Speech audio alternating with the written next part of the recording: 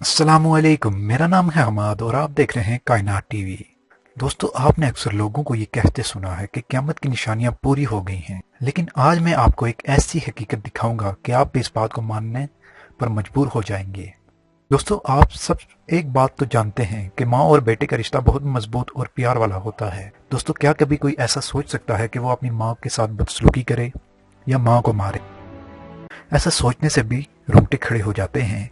लेकिन कुछ ऐसे दरिंदे, सिर्फ जानवर, इंसान तो हम ऐसे दरिंदों को कह नहीं सकते, जानवर इस दुनिया में पाए जाते हैं जो अपनी माँ की, अपनी जन्नत की कदर नहीं करते और जन्नत के बदले जहन्नम का सौदा कर लेते हैं।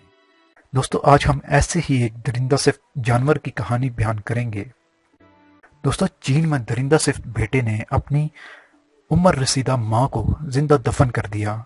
गैर मुल्की खबरसा इदारे की रिपोर्ट के मुताबिक ये वाक़या चीन के सूबे शांसी में पेश आया, जहां सफाक बेटे ने अपनी 79 साला माजूर मां को गड्ढे में दफना दिया। पुलिस ने बहू की शिकायत पर तलाश शुरू की और बिलाखिर खातून 3 दिन बाद जिंदा पाई गई। मुताल्लिका इदारे के एहलकारों ने बुजुर्ग खातून को जिंदा कब्र से बाहर निकाल लिया। पुलिस ने 58 साला बेटे को गिरफ्तार करके इसके खिलाफ इक़दाम कत्ल का मुकदमा दर्ज कर लिया। अफसरान का कहना है कि मामले से मुतालिक तहकीकात कर रहे हैं, ताहम बेटे की इस शर्मनाक इक़दाम की असल वजह ताहाल मालूम नहीं हो सकी।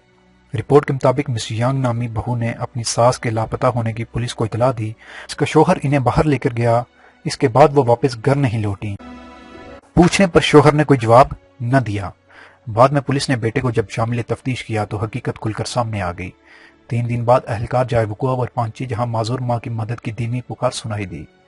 जगह का तयन करके पुलिस ने बुजुर्ग खातून को जिंदा निकाल लिया।